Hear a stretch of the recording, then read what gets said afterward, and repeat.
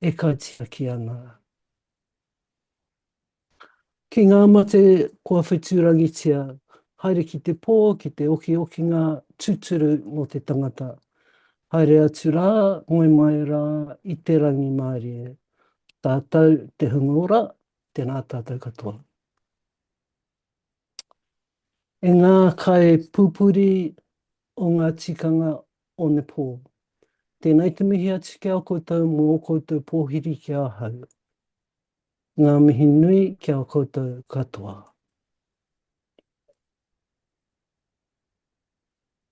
E ngā tauira, ngā mātanga, ngā kai pākihi, mo te ao kei te heke mai, tēnei te mihi ki a koutou e noho mai i mua i a koutou mā tāpū oro, ahakoa ngā tawhiti, kei waenga nui a tātou, ka tūhono āwairua, ka tūhono hoki te mātauranga, tēnā koutou katoa.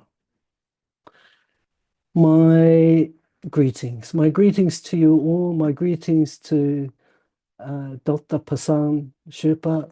Hopefully Mr. Pasang's been able to join us, and to you all who've rushed from work, other engagements, etc., to join with us tonight.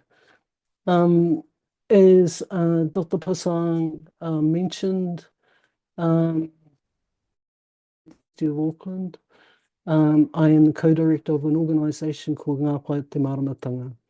And I know and was extremely delighted by the students who have joined us by being able to meet some of you at the CPRIC conference that I had the privilege of attending earlier this year. It was a real delight. It was a huge learning experience for me, and I was grateful of the opportunity to both meet you, to hear your presentation, but also to hear your joy and your enthusiasm for the work that you were doing. So I'm honored, I'm privileged, I'm grateful to be able to respond to Dr. Pasang's invitation to join you tonight.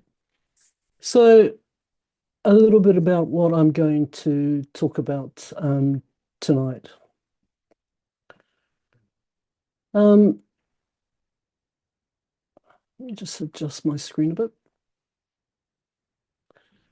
So as we gather virtually from the various corners of the globe, from our respective homes and our workplaces, I'm reminded of the connections that we forge through knowledge, purpose, and shared aspirations. Today, I invite you to reflect on governance through the lens of what we call rangatiratanga. So this presentation is going to be all about what we call rangatiratanga. It's a Maori approach to leadership, and it blends traditional leadership with innovation and the adaptations that we've made to contemporary day life. By embracing Indigenous frameworks, we can nurture sustainable, thriving communities while addressing concerns both locally and globally, challenges that we face. If I am looking across like this, it's because I've got a lot of screen space and a lot of stuff going on. Forgive me if my eyes are going off to the side a bit. So let me introduce you to Aotearoa, or to New Zealand. It's a land of beauty, it's a land of diversity. From Uawa, which is a place that I come from, to Hikurangi, which is probably an hour's drive from the place that I just had up on the screen, to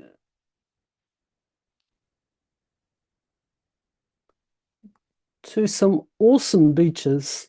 Aotearoa is a place of diverse landscapes and diverse peoples as well. And so we get to enjoy winter, spring, and summer all in one day from time to time. Maori and Aotearoa, New Zealand. So who are we? So Maori are indigenous to Aotearoa, New Zealand. We're descendants of the navigators, Polynesian navigators who navigated across the Pacific using extremely scientific methods, very planful, very organized, very purposeful in terms of kitting out ocean-going vessels to navigate across various places in the Pacific and eventually finding ourselves here in Aotearoa, New Zealand, where we have developed our own language, our own customs, practice, etc., that are different from those places that we left behind. So those places that we traveled from, we're deeply connected to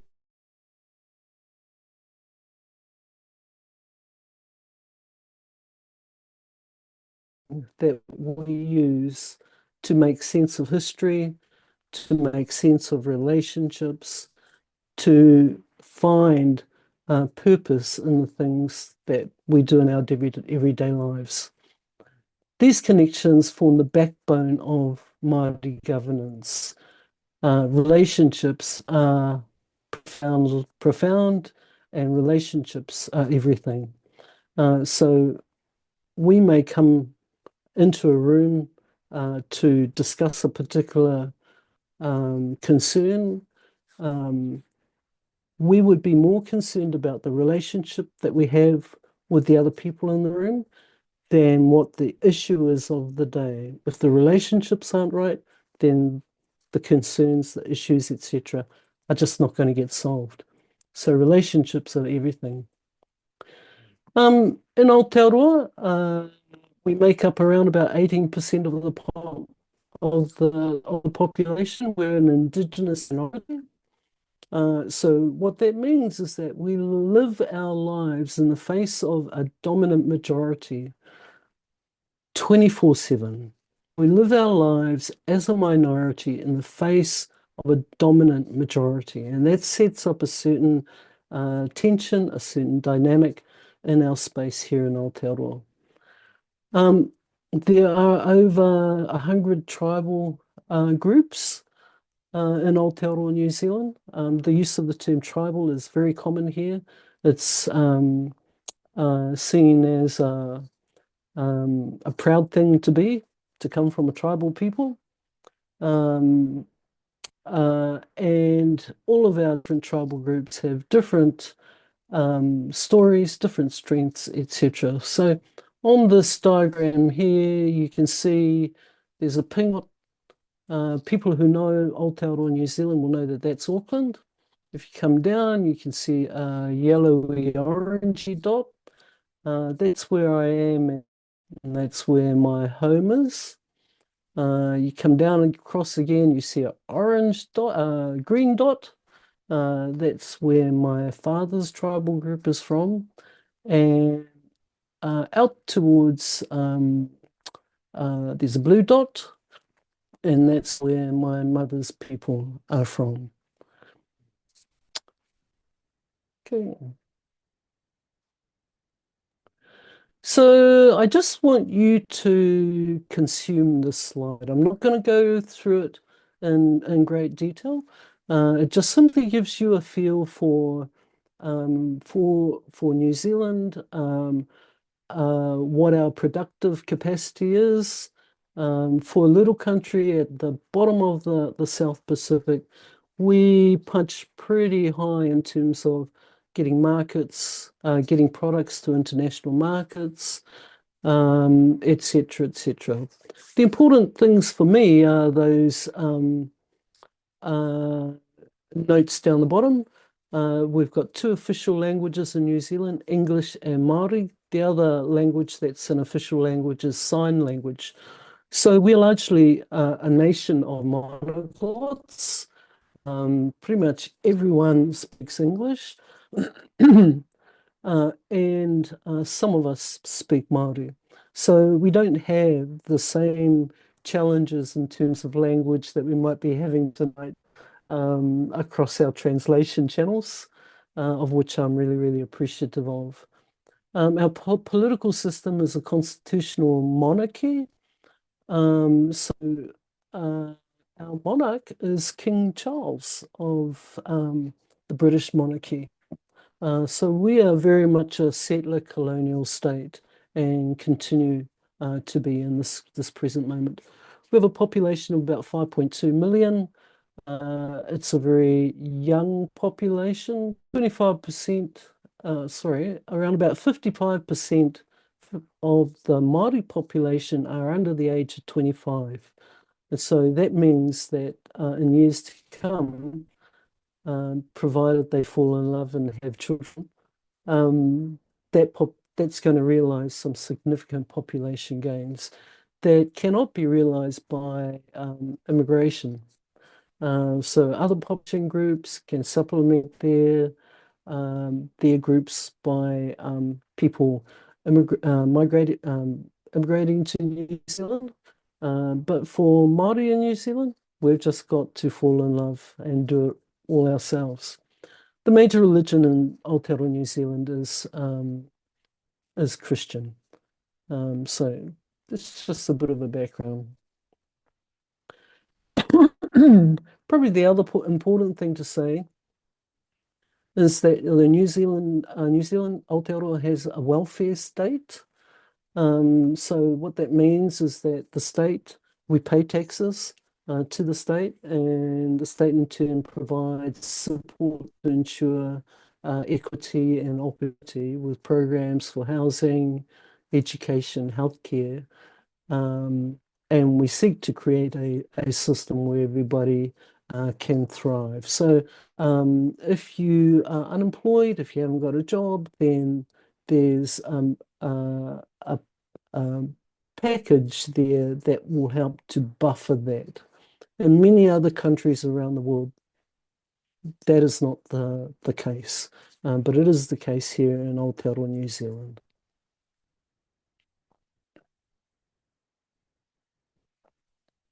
Um, just some stats around the Māori economy. Um, so around about 5%, I think, of the total land mass in Aotearoa, New Zealand, still remains in Māori control. Um, the rest of the land mass has been uh, disrupted by the colonial process. But even with only 5% of the land mass, we're doing some great things with it. Um, and what that means is that, yes, beyond themselves, beyond our own bodies, we do have something to govern in terms of assets.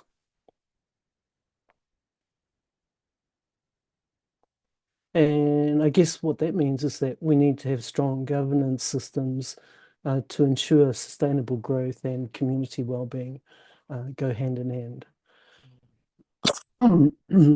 So here, what I want to do is actually come back to the idea of rangatiratanga that I started out with at the beginning of the session, and just to sort of lock that in for you. So, rangatiratanga can be translated as sovereignty, self-determination, or leadership. It's all those things all wrapped up in it doesn't necessarily just pertain to elder people.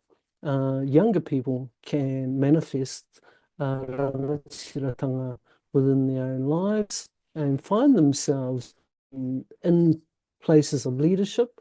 Um, so all I'm saying there is that it's not necessarily age defined, although in some cases it can be. It's the idea of mana. So mana is authority and prestige. And I like to think about mana as regard, the regard that we have for each other. So if I have regard for somebody, it means that I am honoring their authority, I am honoring their prestige. But regard is a two-way street. Um, they've also got to regard me kindly. So reciprocity is part of the rangatiratanga equation. Whakapapa, i.e. genealogy, and I mentioned earlier that genealogy, whakapapa, uh, is the scaffold upon which relationships are built. And those relationships can be quite ancient. They can be um, we could sit in a room with other Māori people and go back 100, 200, 300 years to find relatedness with each other. And with that relatedness comes meaning and also comes responsibility to each other. So we're very much a relational people. Rangatiratanga is also all about relationships as well. Um, a rangatira uh, order does not govern through coercion, but rather through consensus and care. The worst thing that can happen at, at a meeting of Māori people is that suddenly a vote is taken. Once a vote is taken, we're now into majority rules kinds of structures.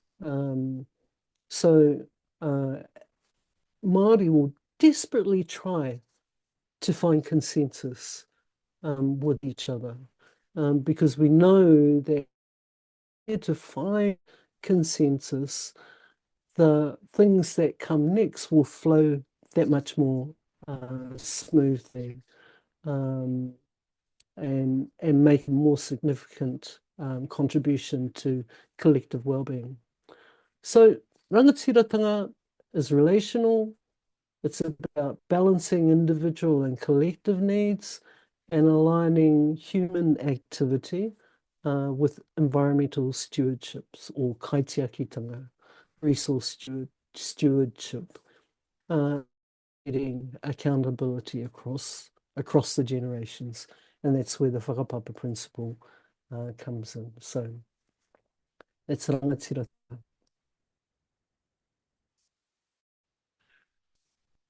So what I want to do is just track very, very quickly through some historical shifts in Māori governance and how those things have actually impacted us. So, firstly, in the pre-colonial Māori period, governance was very much through iwi or through tribes and tribes. So basically, an iwi, a tribe, is made up of sub-tribes. A sub-tribe is made up of people and entities who decide to align and reside with each other for mutual gain. Yeah. Excuse me. So a sub-tribe, a group of people who decide to reside with each other for mutual gain, and then those sub-tribes decide to reside with each other primarily for protection um, uh, from all sorts of things, but for protection and for mutual gain. And that's how a tribe is composed. So pre-colonial governance operated through tribes and hapu sub-tribes, guided by tikanga or customary law and rangatira or leaders. And the leadership roles are shaped by whakapapa collective consensus, ensuring sustainability, etc. The impact of colonization. So um, early explorers, early European explorers arrived on our shores around about the 1770s. And they were followed by traders and whalers They were followed by missionaries. They were followed by settlers who um, were wanting to escape some pretty drastic circumstances in their home country. Because it took a lot to actually get on a boat from Britain and sail all the way down to Aotearoa, New Zealand. That took a lot of doing. So I think there was a bit of desperation on the part, and they were coming to find new lives in a new world. And the new world for them was Aotearoa, New Zealand. So they brought with them their ways, which also included um, military incursions. Um, the the significant challenge for my ancestors at that point in time was that there were so many of them arriving. So in Aotearoa, we became swamped by new settlers wanting land, wanting resources, wanting a part of Aotearoa, New Zealand. Um, so there were frameworks that were set up by settler colonial government of the day. For example, native land courts, which were not about um, empowering Maori to retain their lands, but rather how to dispossess Maori from their lands. So that contributed to um, our marginalization, our free structures, forcing us to adapt. And adapt we did. So towards the late 20th century, starting at around about the 1960s, 1970s, there was a growing um, belief that our wellness resided in what our ancestors was. So that was our language, that was our relatedness, and indeed, that's still, even though a lot of our lands have been taken, we were still left lands to be responsible and accountable for. So, huge revitalization, huge resilience move over a period of some 50 years has been ongoing since the 1970s, to the point now where we have tribal authorities, post-settlement entities, and I'll get into this a little bit later, and various organizations that embody a hybrid governance model and adapted governance model that still at its core has the idea of rangatiratanga. Um, an important, absolutely important document that was signed in the 1840 by our ancestors was the Treaty of Waitangi. Um, so our ancestors kind of like saw a new world coming um, and wanted to treat with the newcomers in a way that ensured our survival moving forward. So from a power of strength, I think there was around about 200,000 Maori and only 20,000 odd settlers. We concluded the Treaty of Waitangi. So what did the treaty do for us? So it affirmed our tino rangatiratanga, our Māori authority over our lands, resources, and our people.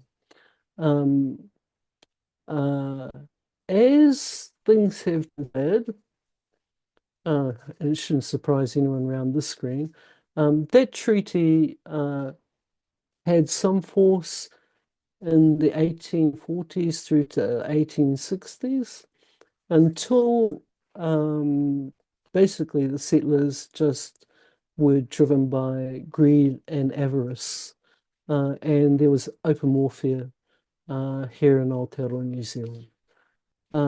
And a law that's been enacted by colonists around the world is one where if the natives, Maori, were in rebellion, i.e., if we responded to military incursions, then we were deemed to be in rebellion. And a lot of our people were imprisoned, and we had to pay compensation to the Crown. Why, I don't know, but we did. And so they are much of our lands were taken through that process. Retrospectively, moving into the 2000s, retrospectively, um, we have been able to bring grievances against the government or against the Crown for historical breaches. So, for example, unfair imprisonment, unfair deaths, unfair theft of lands. And the Crown or the government has um, made settlements with different tribal groups relative to what those histories were. Now, the settlements that have been made comes nowhere near the value of what was lost, but it's um, a step towards us having an asset that we're able to develop into the future. So some of that is the return of lands. Some of that is a cash payment. Some of that is other access to other resources, etc. So coming back to the treaty founded on the principles of partnership, i.e., the partnership with the settler government or the settler people. Secondly, on the idea of protection, that our rights, our lands, and our enjoyment of them would be protected. And the third one, participation, being that we would enjoy the rights of citizenship. That is, the rights of all peoples in Aotearoa to enjoy a hopeful future and to live well, the rights of citizenship. So, with the treaty, are now into a space of co-governance. So it's not just simply about governance of our own people, that is absolutely a part of the equation, but it's all about governance in the face of a dominant majority. Didn't plan to talk all about that, but anyway. So the treaty provides a platform for co-governance, and some of you may recognize this guy here as King Charles. So he is our head of state, and he pops down to see us from time to time, but he's largely and uh, the entity that we treat with is the New Zealand government, which governs on behalf of King Charles.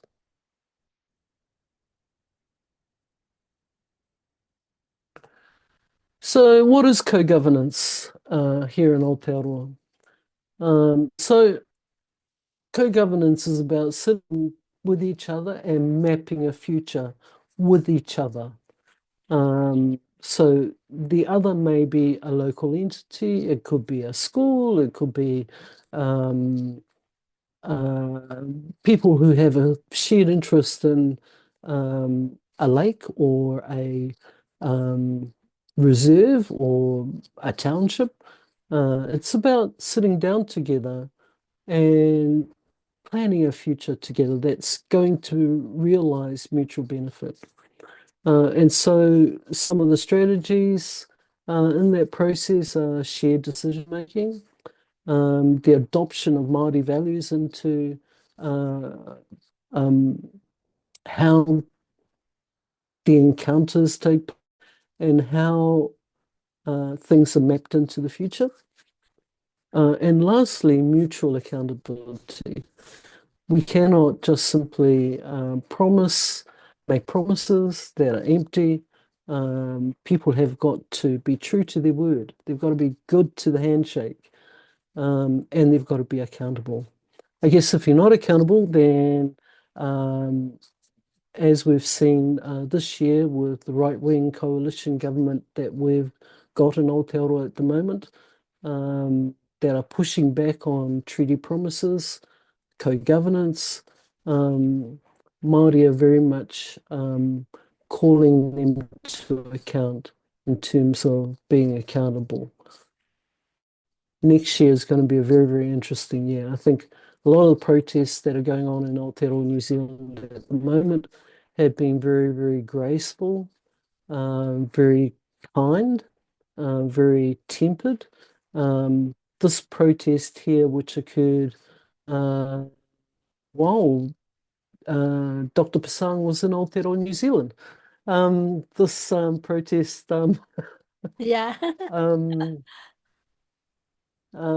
saw around about 100,000 people descend on Wellington and on Parliament. And interestingly, only one arrest was made, and it was unrelated to the protest. So very kind, very gentle, very graceful. However, things may well change moving into the future. Hmm. Watch the space. So shared decision, just take you into a few examples. What does that mean? It means being at the table. Yeah, being at the table when decisions are being made.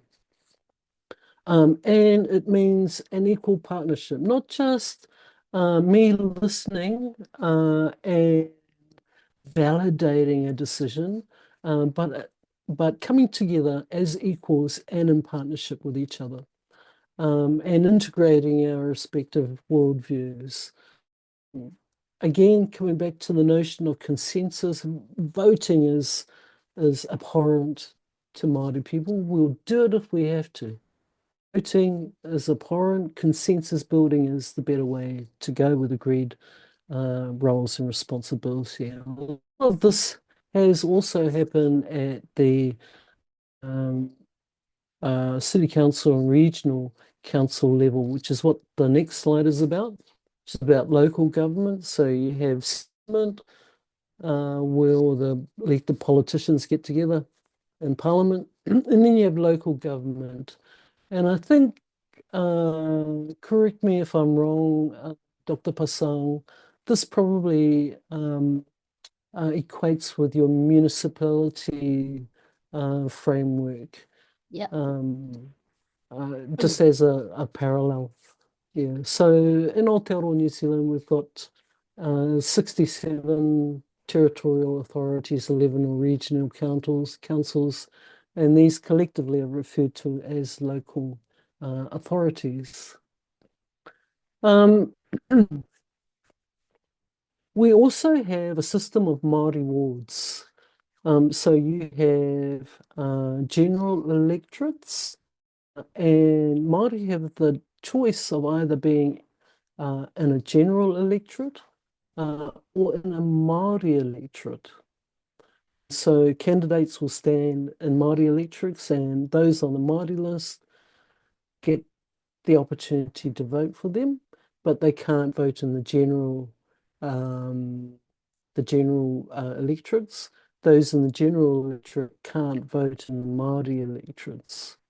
And this is about bringing about a balance of power and equity and ensuring that there is Māori representation both at central government as well as local government.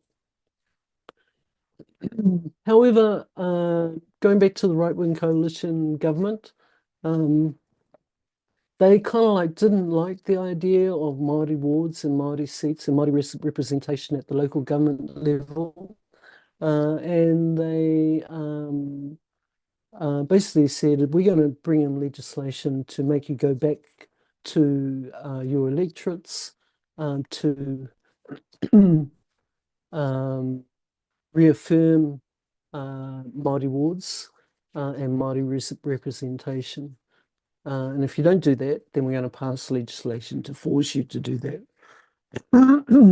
What was really interesting about this whole process was that, and this is the explainer at the bottom, it's just two councils, two territorial authorities voted to remove the Māori wards after the government passed a law adding new hurdles. So just two out of 78 is basically saying at the local government level, people are largely happy with a co-governance arrangement with Māori and the general public sitting together at the same table, making consensus decisions about how we can plan a future for well-being and for peace moving into the future. I want to talk a little bit about legal personhood as well, because that's popped up as a pathway and a solution to some things. So, what is legal personhood? So, legal personhood recognizes rivers, forests, mountains as legal persons. And um, it's more than just a groundbreaking legal innovation, it's a powerful embrace of the interconnectedness central to the Māori worldview, that everything is alive. Everything has a spirit, everything has an essence, and they're all part of our relatedness. They too have rights, though they too have responsibilities, just as we have rights and just as we have responsibilities.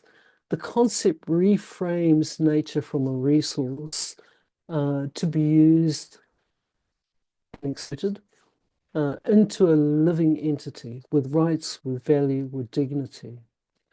So if we take the picture in the middle, which is the Waimarie River, in 2017, it became the first river in the world that was granted legal personhood through the Te Awa Tupua Act. It's now recognized as an indivisible and living whole, both physical and spiritual, reflecting its status as an ancestor, as a tupuna, for the people of the Waimarie, for the tribal people of that region. The bond is built on care, on respect, and shared responsibility. There are people who are um,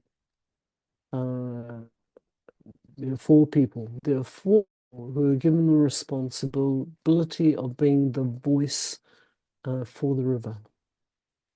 Um, Now, it doesn't mean to say that no one gets to use the river. This river has a series of hydro dams on it. There are farmers that and other industries that take water from it. There's a large tourism industry with people who recreate on the river. So there's lots and lots of people, lots and lots of stakeholders in the river. It doesn't mean to say that all that activity stops, but what it does say is that everyone, all the stakeholders, have to think more considerately and more intently and purposefully about the way in which they impact the awa, the river, as a living entity. So it shifts the mindset to a worldview that is uniquely Māori. And what that in turn means is that it presents a different pathway for making decisions moving into the future. The other that holds legal personhood is this image down the bottom, which is called Te Urewera, where my father is from, where I grew up playing as a child, running all over mountains. Um, uh, During a period of time when it was a national park. Um, so again, legal personhood allows governance that upholds Māori principles of guardianship, kaitiakitanga, and decisions about its care are made in partnership um, with the local tribe called Tūhoe and the Crown, safeguarding ecological integrity as well as its cultural significance. What's interesting about this national park is that uh, our people, my people, still live in it. So the fact that it was a national park didn't necessarily exclude our existence or our coexistence with the environment. So um, all over the world, I think there's been this notion that a national park needs to be devoid of people. You've got to take the people out of national parks.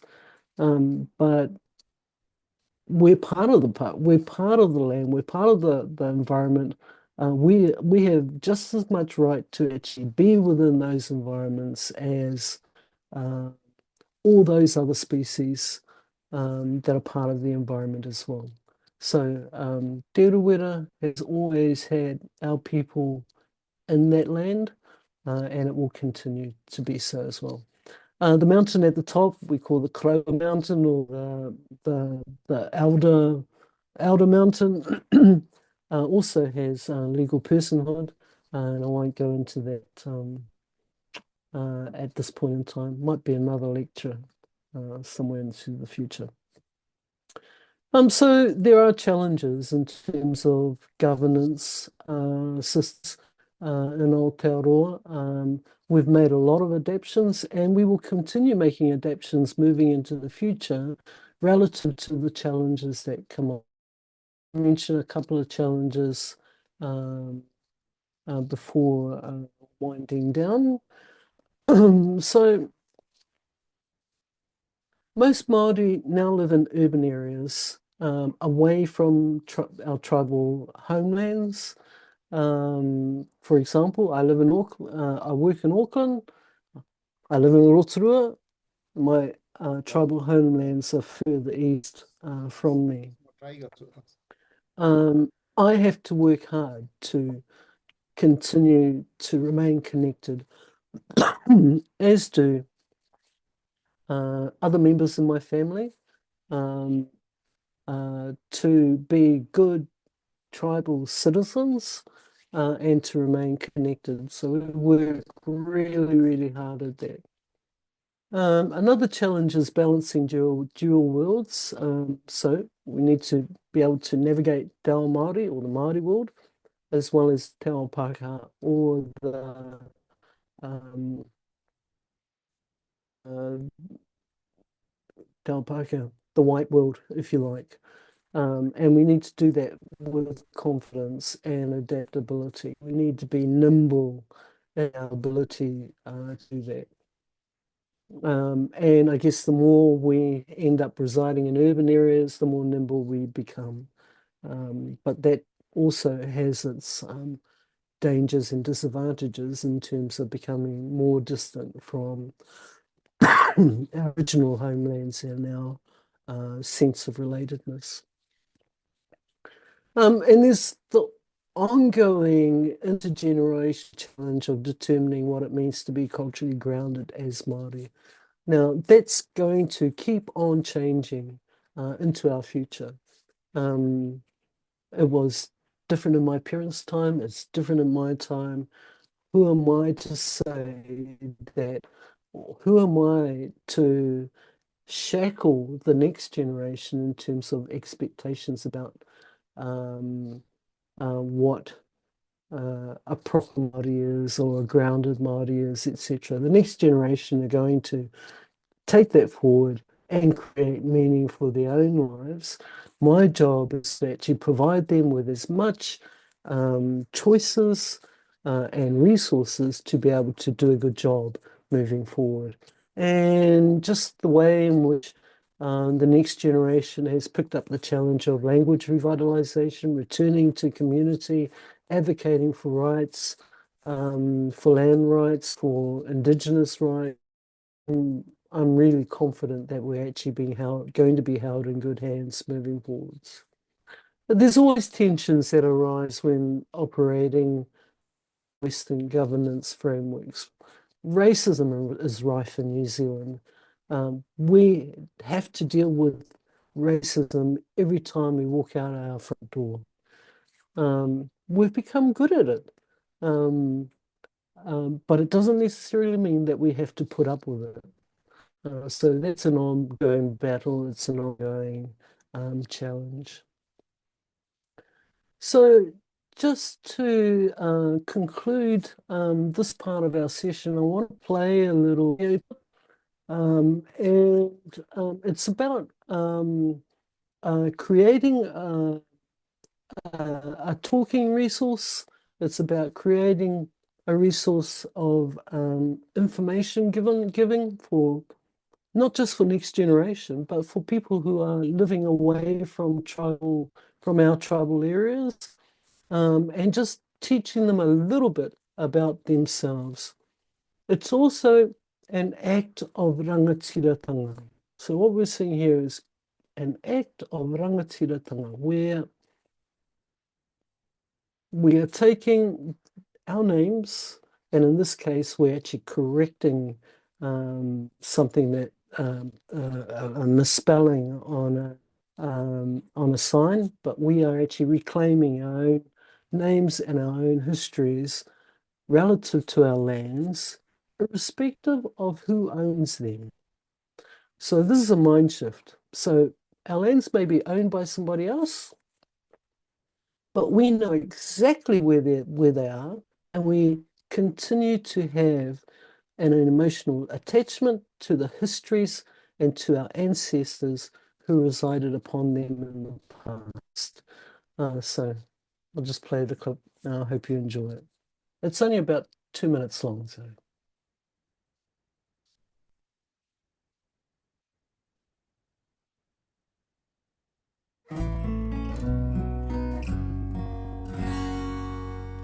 Waimarie is a central boundary marker. So if you go to the river mouth here with the Uwawa and then do a 5K circle around it, that's sort of the area we think of as being Waimarie. And so this is really the starting point for the descendants of Rongo-Tipare. So the descendants of Rongo-Tipare are sort of on that side of Waimarie and then through here all the way that way. And then on the other side of here it starts to be Hingangaro's first families going into where Hinetara lives. Remember I talked about the tipuna pau above the doorway? It's Hinetara, so when you look that way, we're all descendants of Hinetara, and his sister's just on the other side of the door. So when you look this way, that's all of Rongo-Tipare's descendants. This is what we're here to do today, is put up proper names of our awa and that, so that they can always be remembered.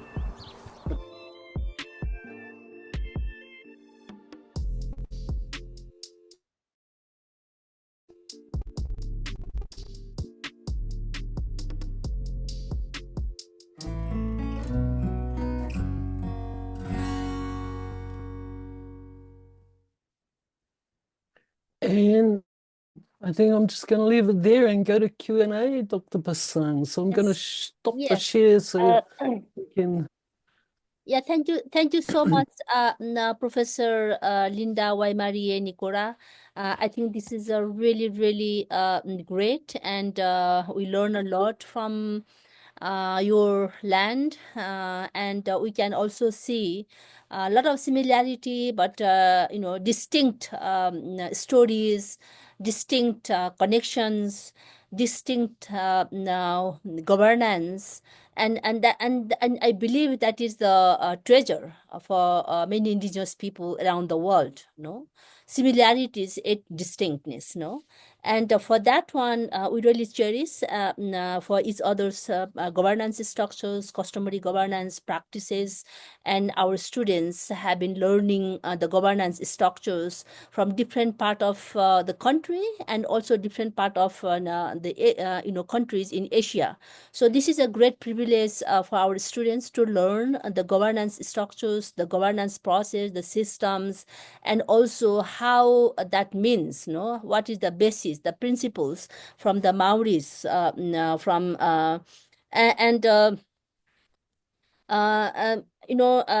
Rangatira Tanga, the leadership, the governance, the decision making process, no, the reciprocity. I think we have so much to learn from your governance and belief and the principles of partnership, and especially like.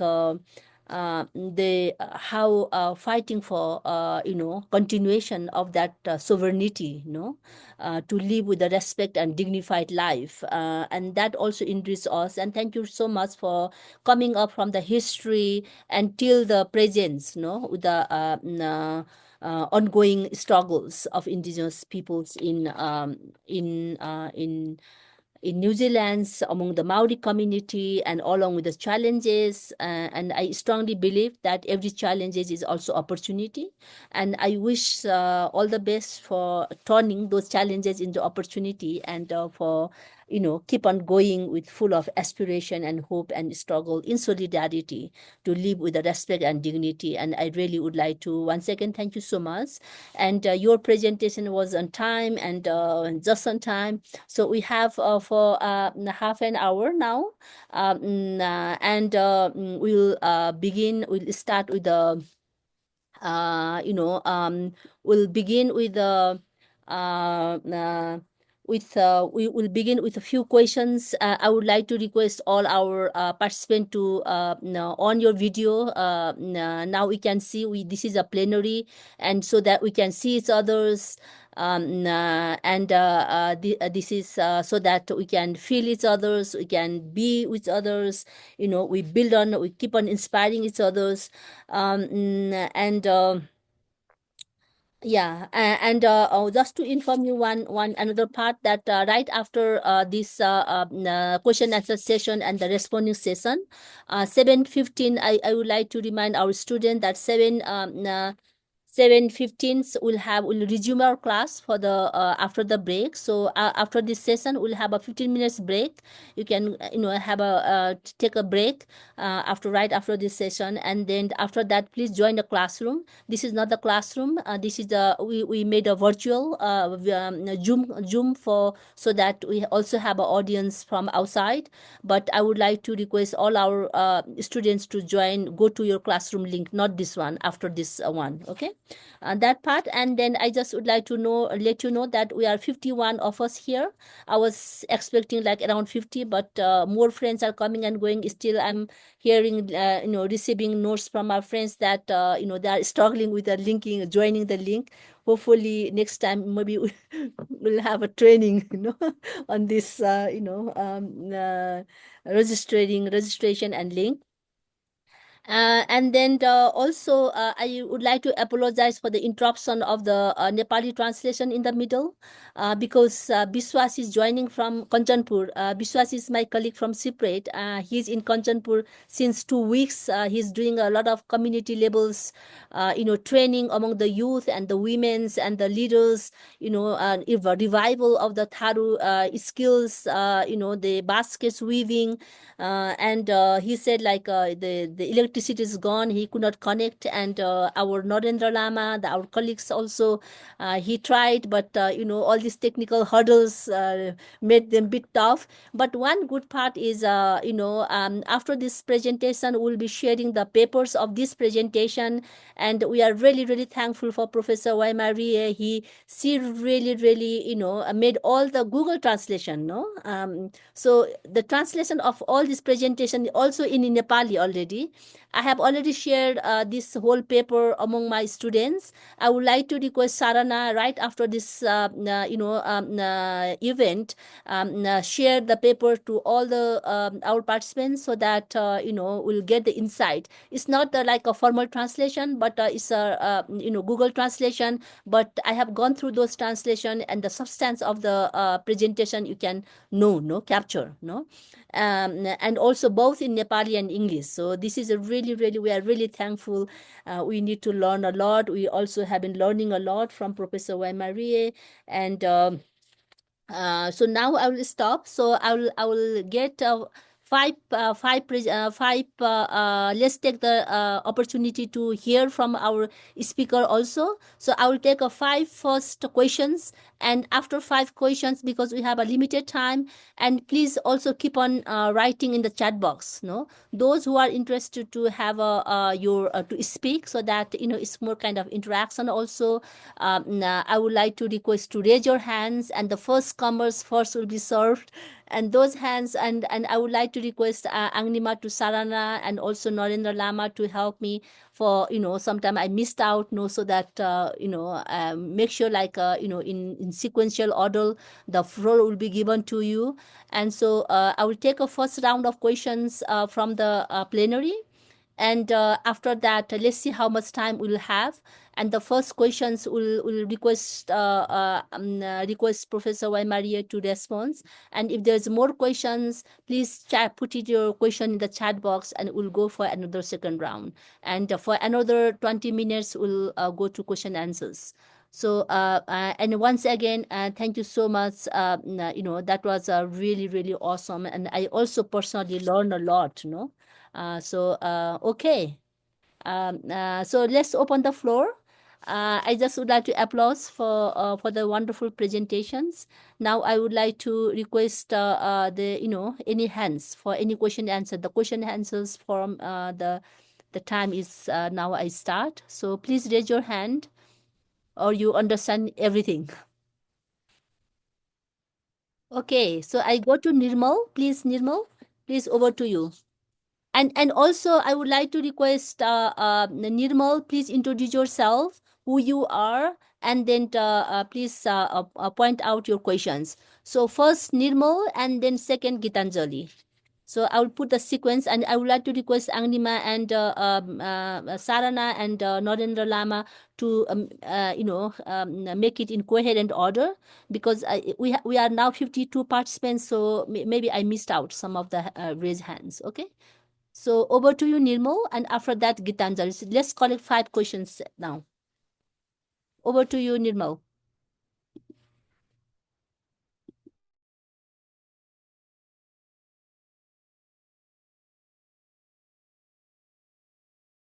Nirmal, please, you can ask your question. Sure, thank you. I was not allowed to unmute myself, so thank Oh, you. sorry. I'm so sorry. There was some kind of regulation we need to learn. Okay. Thank you, Professor Linda, for taking us to the Maori world. This is Nirmal from the Kathmandu University Masters in Indigenous Education and Development 2024 batch. So I was keen to know more about the electorate system and the co-governance that you talked about in the local authorities. Basically around how the roles and responsibility between the Maori elected and the general elected has been drafted, because there is a lot of room for the conflicts between them as a layman when we think about it. So just wanted to understand a bit more around that. I've also dropped that same questions in the chat box as well. Thank you so much. Okay, Professor Waimarie, I would like to request you to hold on. Let's collect all the 5 questions first, and then okay. So second is Gitanjali, but please help me if I missed out any hands. Gitanjali, over to you. Please, you can go ahead with your questions.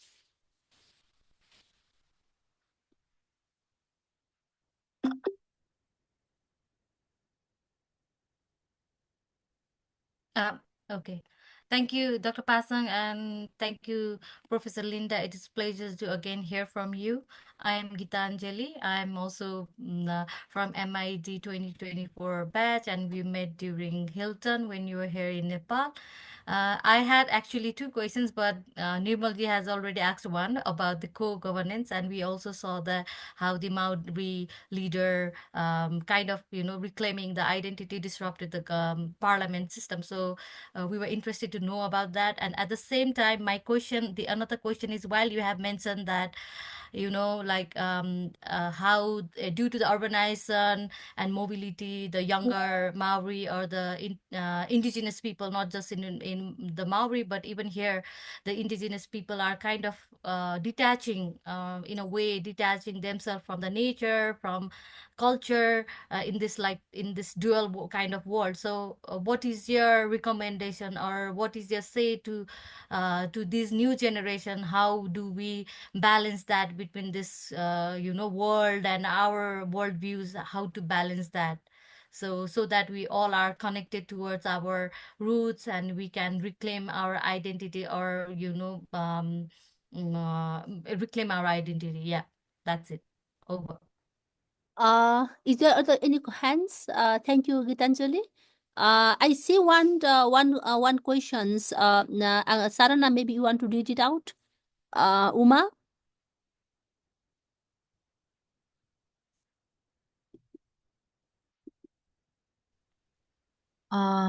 Yes, ma'am. Thank you, Professor Waimarie, for the presentation. There is a question from Ms. Uma Tamang. In the context of local government in New Zealand, what is the significance of the deadline of September 9, 2024 for local authorities, and how does it relate to the decision on whether to remove Maori wards under a right-wing coalition government? There's also another questions, Indira. Can you read it out, Sarana? I'm just Another trying to clear my throat. I'm just coughing. So okay. Another question is from Indira ma'am. Thank you, Professor Linda, for your powerful presentation on Maori governance in New Zealand. I would like to request to you sharing us regarding the Treaty of Waitangi 1840. Okay. So is there other questions? We already have 4 questions. So is there one more questions? Have I missed anyone? Angnima, Sarana, Norendra Lama. I think we have the understanding, Okay. but So if there is no question, I will add one more questions. So I'll take the opportunity to ask one more questions. So Professor Waimarie, you just mentioned that we have been working in the principle of collaboration, partnership, no, with the crown, no, with the Maori and the crown. May I request if you could share, because how that partnership looks like? Is it a partnership more on paper, or is it a real partnership, or how is the status, like when we had an agreement, or now, no, in the length? Is it a improving phase or declining phase? That part I would like to hear your insight on that part.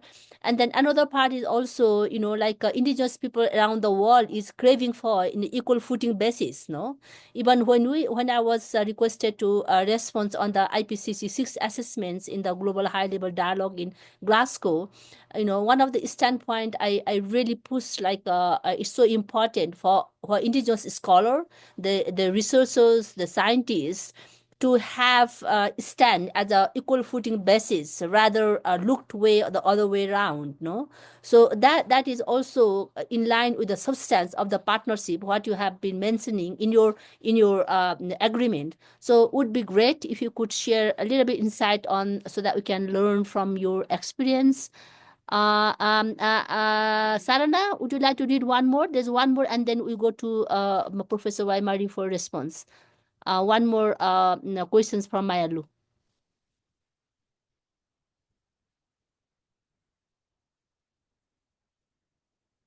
Sarana, you are muted.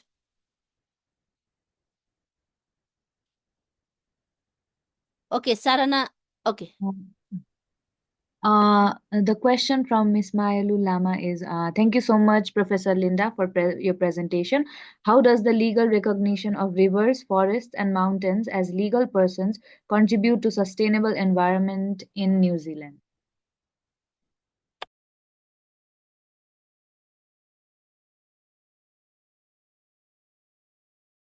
I see one more hand from Tara Gurung.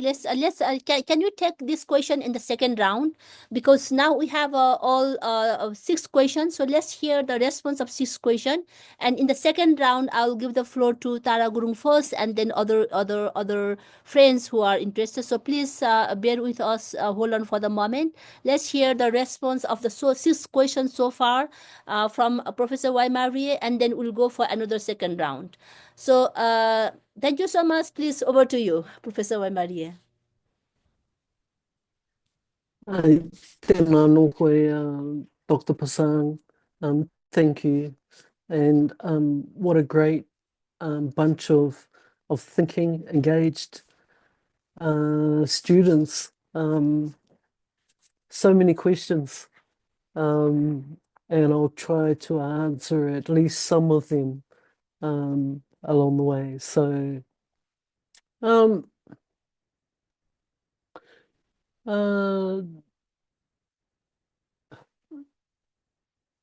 let's start with the question that Dr. Pasang raised. Is it a real partnership, or is it one of more give on the part of Māori, more take on the part of the government? You know, what's the nature of the partnership? So partnerships come in all kinds of different ways. So they could be a love partnership. And that brings certain promises and responsibilities, etc. It could be a partnership that you may have with a child. It could be a partnership that you may have with a school. We're talking about partnerships with governments. And again, the government and the laws of the country come into our lives in all kinds of different ways.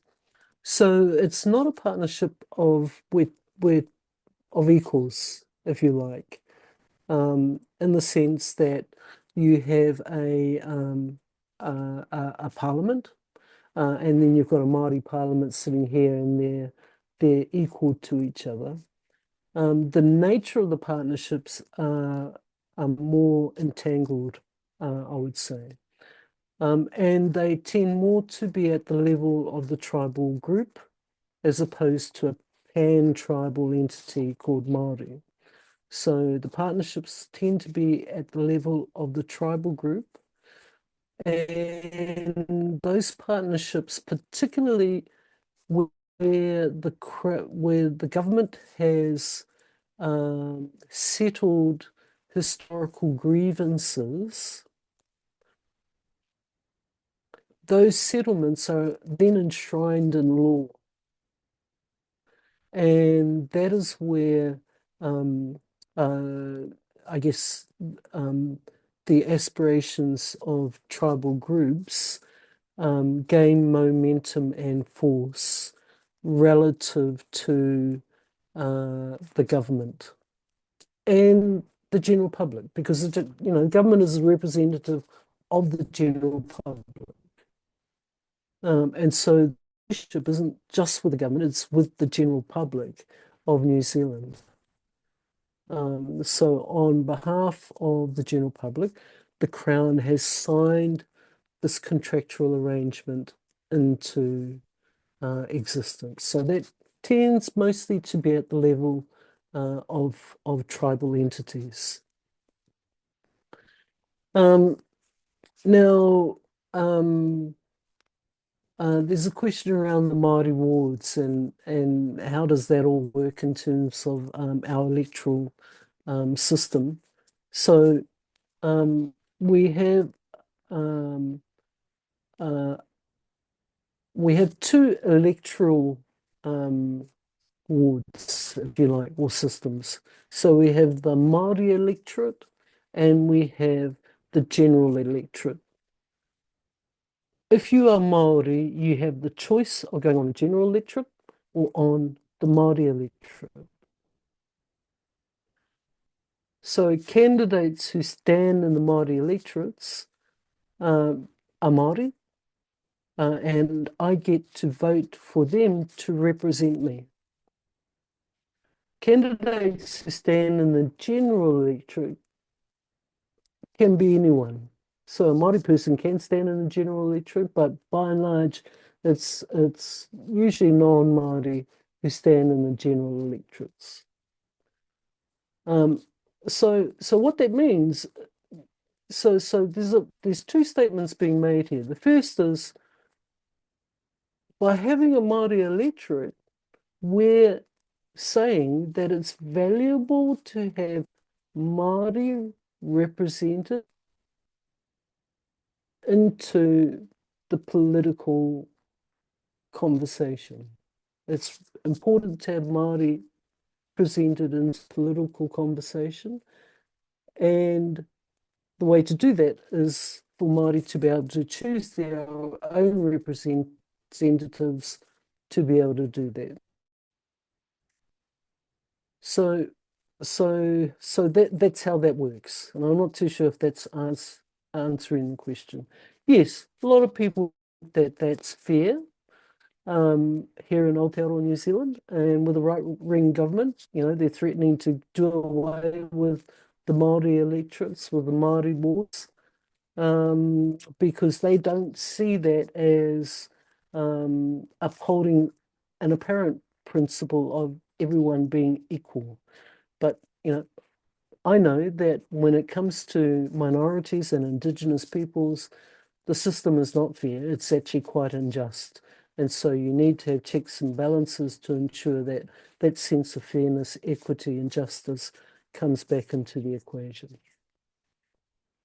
And it also ensures that we get a voice around the table. And that's really, really important. So it's really important that a country, if it's going to maintain peace, its internal coherency, that it makes sure that all voices have an opportunity to be heard. Countries that don't allow all voices the opportunity to be heard are actually dealing injustice in terms of those minority voices.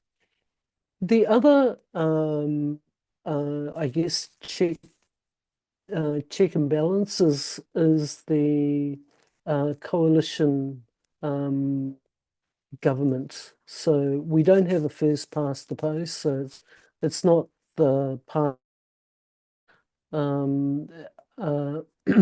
It's more about the seats that are won, and typically governments end up being made up by usually a large party in cooperation with smaller parties. So, for example, there's one party called New Zealand First that just keeps coming back every election round. There are only about 3 of them in the party, but they managed to, through the coalition arrangements, have a seat at the table in terms of conversations. So I'm not too sure if that's answered that question to the electoral systems along the way. But the follow-up question there was in relation to the wards. So someone asked about why was September the 9th, was it September the 9th, significant? So in New Zealand, governments are elected for a 3-year term. So we have elections every 3 years. So the current government has been in government for 12 months, come this October, November, 12 months. So what the government wanted to do was to actually set a deadline relative to that 3-year term. So what they want to achieve is the removal of Maori wards. And in order to do that, they basically had to go back to the territorial authorities and say, do you want to keep your wards? If you do want to keep your wards, then you're going to have to go back in your next set of elections to get the agreement of your constituents. And so they're taking it back to a vote.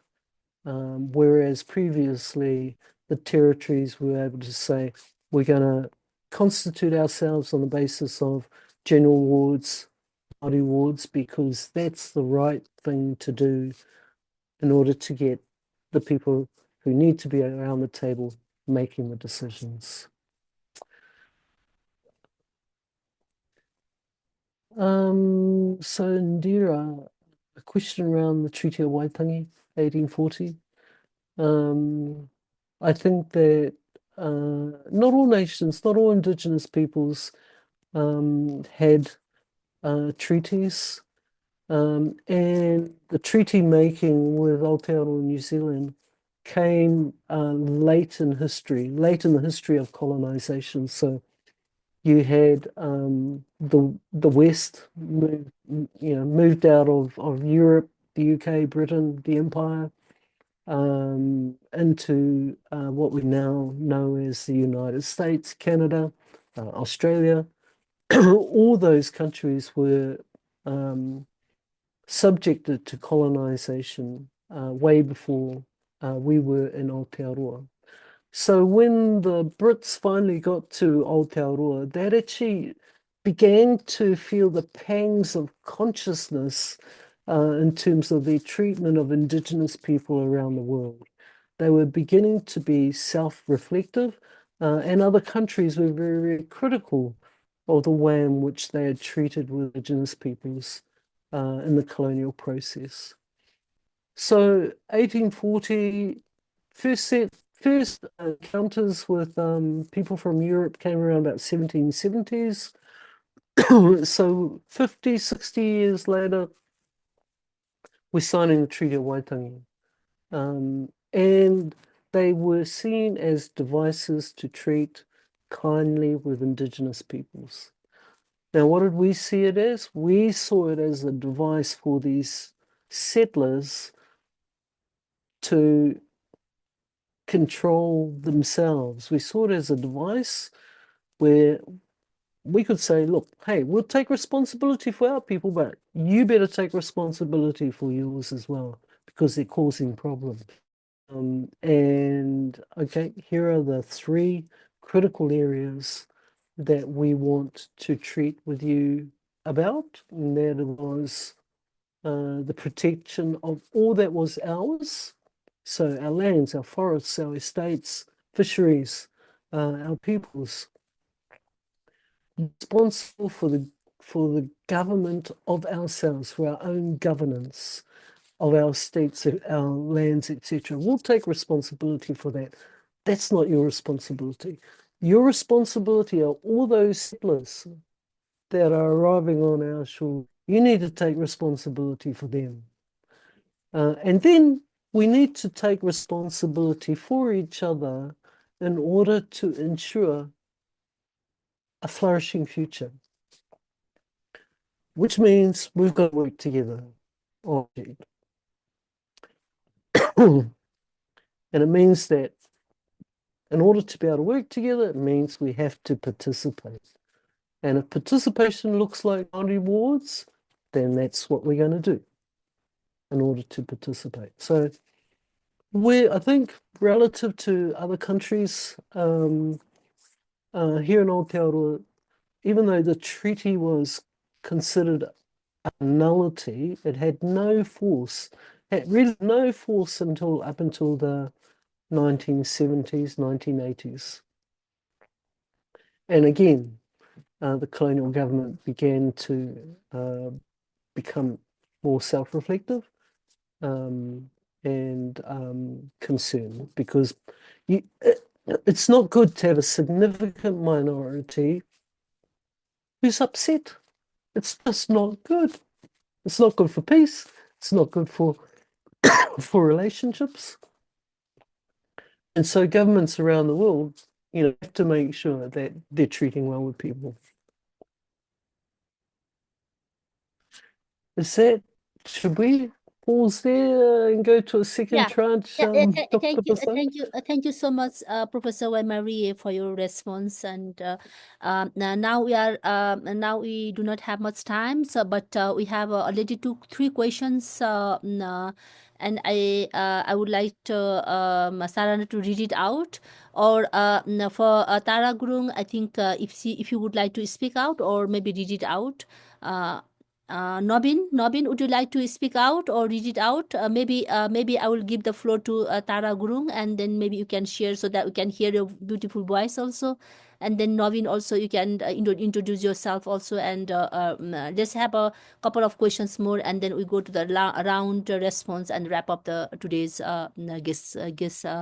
our event. Okay, over to you, Tara Didi. Oh, you are.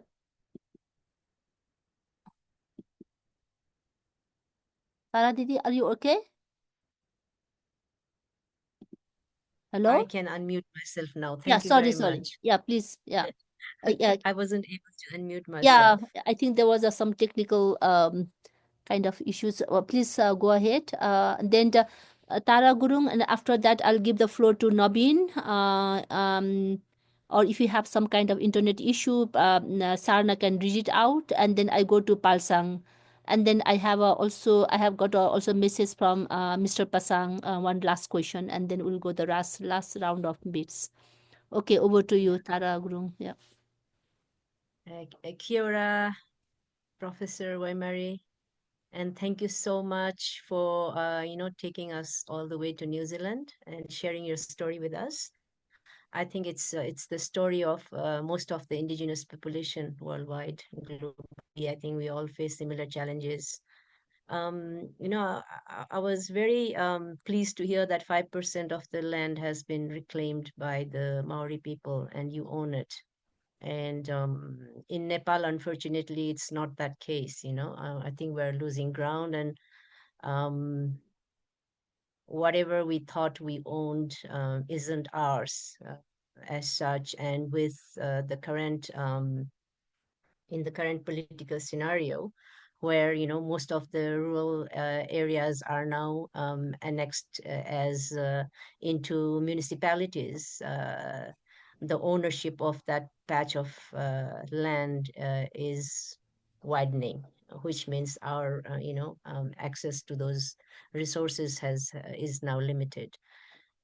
I'm very interested to learn from you, how were you able to reclaim 5% of that land, and how was it decided? I mean, why 5%? Why not 15%, 20%, 25%, or 1% for that matter? And also the kind of governance structure you have in place for the management of that 5% of land, and how does it work in terms of, I mean, you spoke about Maori Parliament and General Parliament. So how does that work? Thank you for the question. So Yeah, thank you for the questions. I would like to request Professor Waimarie to wait for some time. Sarana, we're going to read it out there. I see a few questions on the chat box. Since we are running out of time, all the friends, whoever have question, please drop your short, very straightforward questions without backgrounds in the chat box so that we can incorporate all the response of the questions. I know, Palsang, you would like to speak, but we do not have much time. So when Sarana will read out all the questions, in the meantime, please keep on dropping your questions in the chat box. Okay, thank you. So Sarana, can you please read it out all the questions so that we can hear your beautiful voice too? Yeah.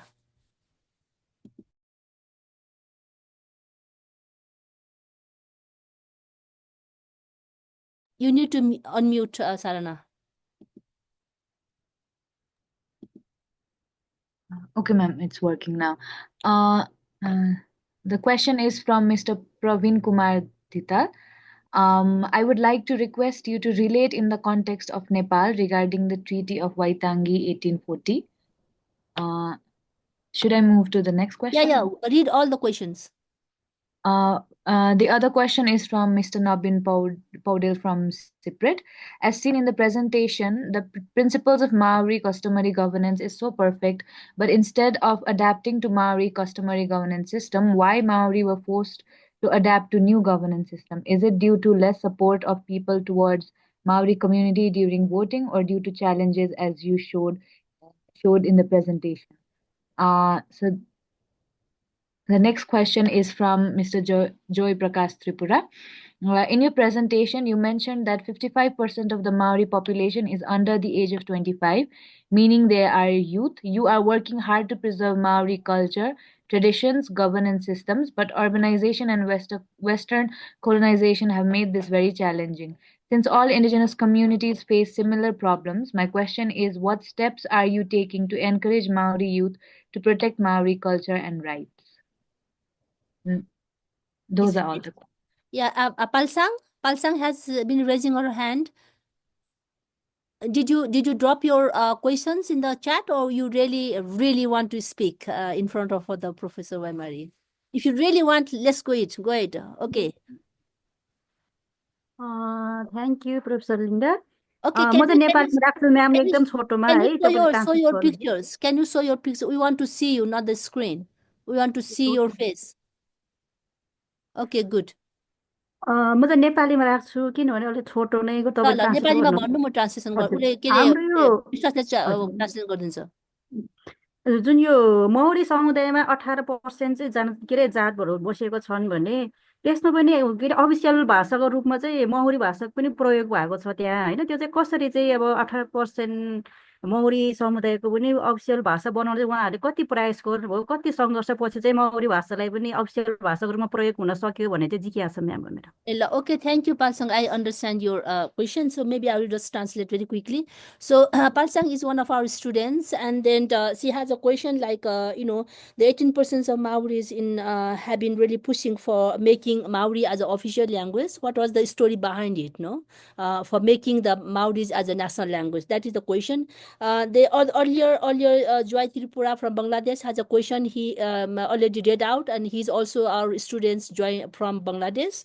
And then the earlier questions has already been read out. So now we do not have time. Otherwise, we have to give up our break before our class, because we have we really need to have a class because we are running out of, with the end of our semesters. So yeah, further delay, I'll give the last floor to Professor Waimarie. You are kindly requested to respond all the wonderful questions, and also with your any closing thoughts. But I think Mr. Pasang also wanted to say. I know he texts me here. And hello, Mr. Pasang. Do you want to? Do you have something to say?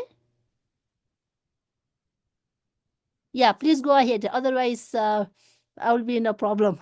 Okay, please go ahead. Okay, thank you. Can you hear me? Yes, we hear you very clear.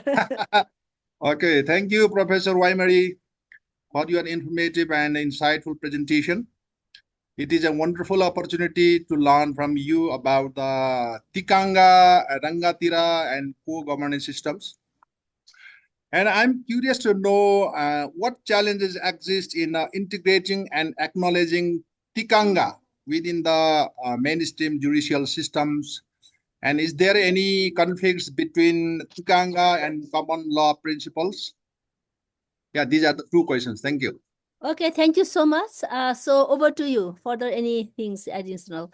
Over to you, Professor Waimarie, to respond all the questions and with your closing, thoughts along with that. So, and after that, maybe we'll take one group pictures, virtual group pictures for our memories, and then we'll take a break and before my class after that.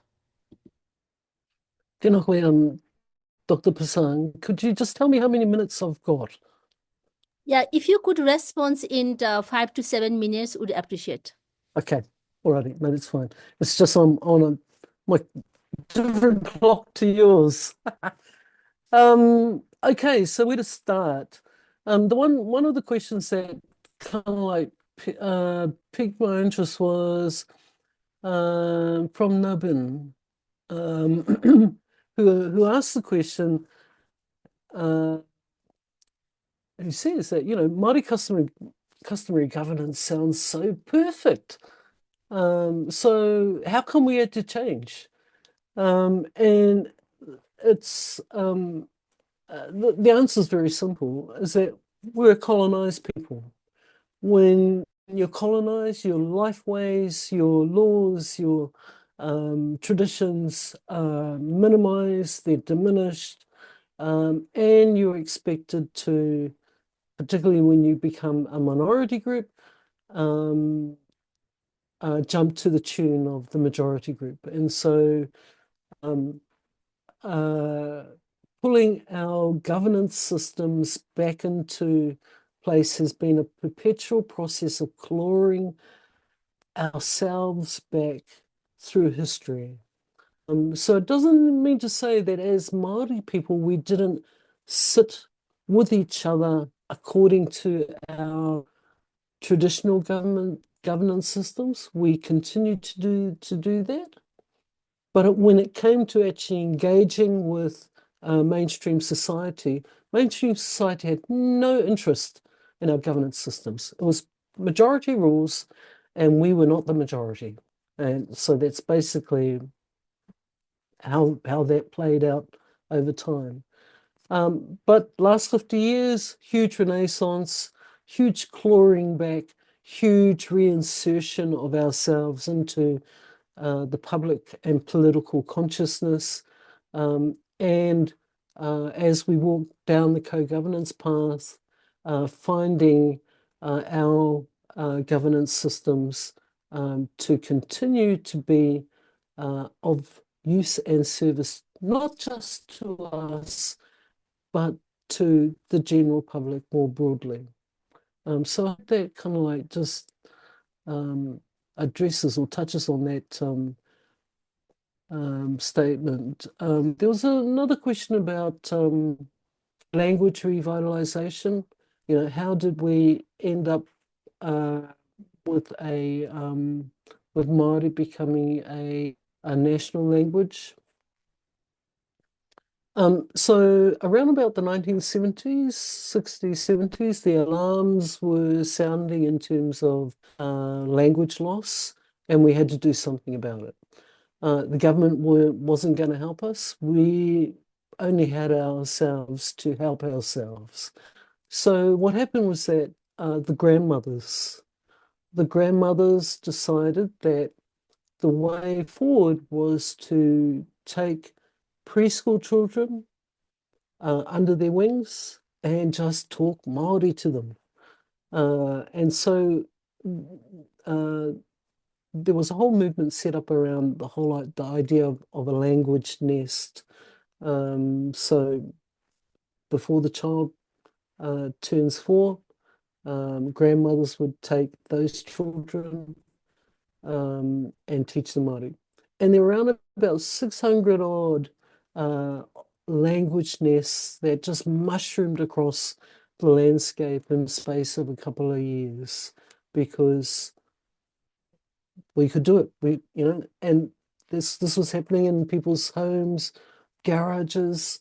Then we got clever and we kind of like started building purpose-built buildings for language revitalization. It's just simply gone forward from there.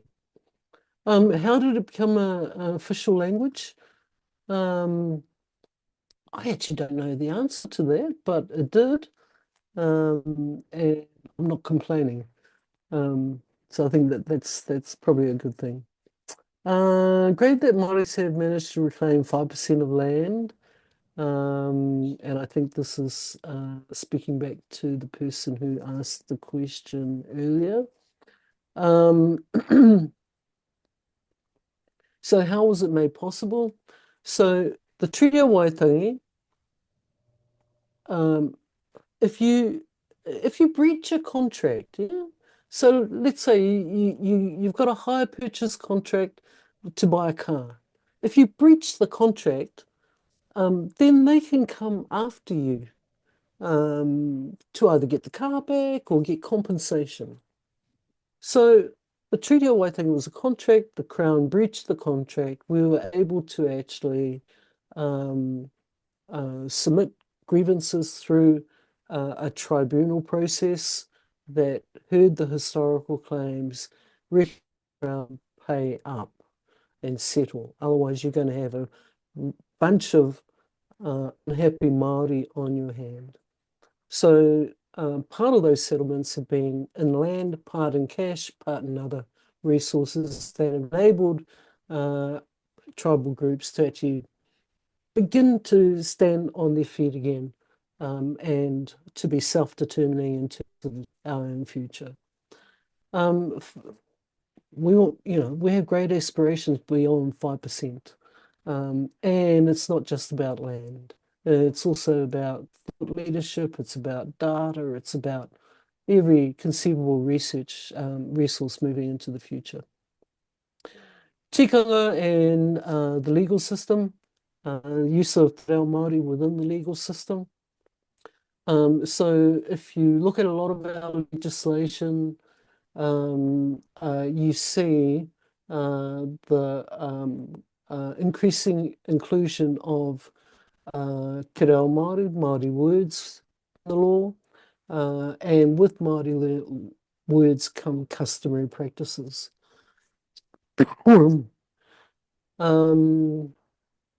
not a lawyer, but I can pull out some papers for you that will help to answer that question. We've got a very, very active Māori law fraternity who are more than happy to go to court.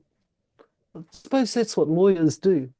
But in particular, around the historical grievances, part of the I guess the case was to demonstrate customary rights, customary law. And in order to do that, you're walking back into the Māori world and it only has a Māori explanation. And those explanations have been pulled forward. So we've now got a growing volumes of case law that is beginning to develop the canon in that particular space. Okay, Mrs. Song isn't telling me to stop yet. So 55% of the Māori population is under the age of 25. You're right. So what that means is that moving into the future, that generation is going to do things differently.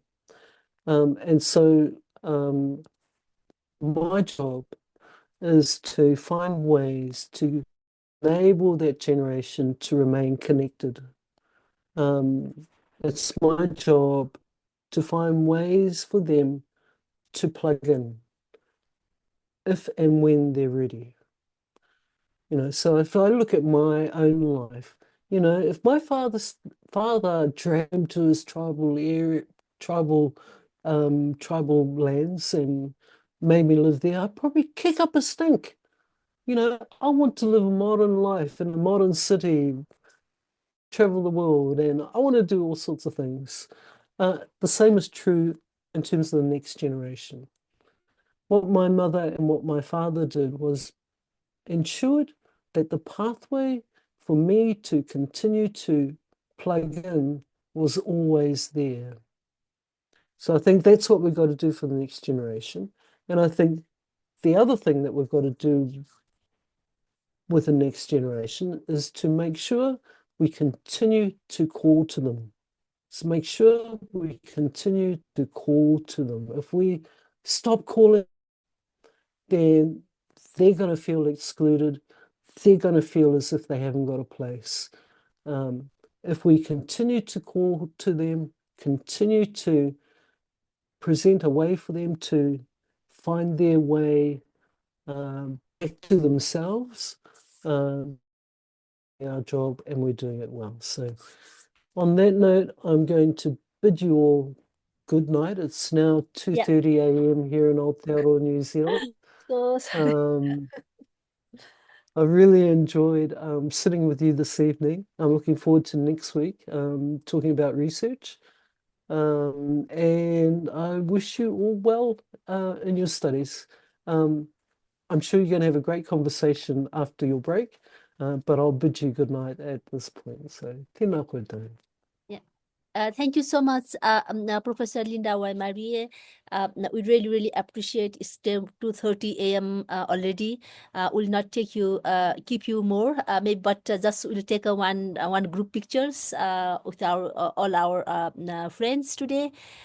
So I would request Sarana also to take the picture, but in the meantime, I will also try to take picture because I may not see you all. So let's give a big applause to our Professor Linda Waimarie Nikora for her excellent presentation, making us very, knowledgeable. Now we feel like, we are really blessed to have more energy and inspiration all the way from, from her land. So let's take a picture. So Sarana, did you take the picture? May I request all friends to put a video on, please? Asta, Indira, Suman, Preeti, Ramila, Pasram, can we see all of you? Because there's a 2 slides, so 1, so I don't see all, but okay. Yeah. Okay, thank you so much. And then and we'll let you go. But next class we'll have a indigenous resource. We'll continue this next class, and next class is our last class for this semester. So and thank you so much for all the other friends of CIPRED who joined from different part of Nepal and different part of the world for making us very alive. And then I also would like to thank Angnima and Sarana, Biswas, and Narendra Lama for behind the screen playing very technical, communication roles. I really appreciate for all of you to make this happen. And also all our separate colleagues, also their enthusiasm to join from the field. So next class, we'll make sure that we'll have two simultaneous translation, because Biswas will be in Kathmandu and will prepare, because we are also learning. No, we have not done that much translation because we are either Nepalis or international. But this is also an opportunity for us to, develop our skill in translation, so that let's not make the language as a, hindrances for understanding the inside knowledge. More important is our passions, our inspirations, our knowledge, our experience. So let's keep the continuity of this momentum. And with this one, we'll conclude today's event. And thank you so much. Have a wonderful evening with your families and friends. And let's take a 15 minutes break. And all the students, I would like to request you to join the class in our classroom link, not this link. This will be adjourned now. Thank you so much. Tuchiche. Thank you, Professor Waimarie. Please have a good rest. Thank you so much.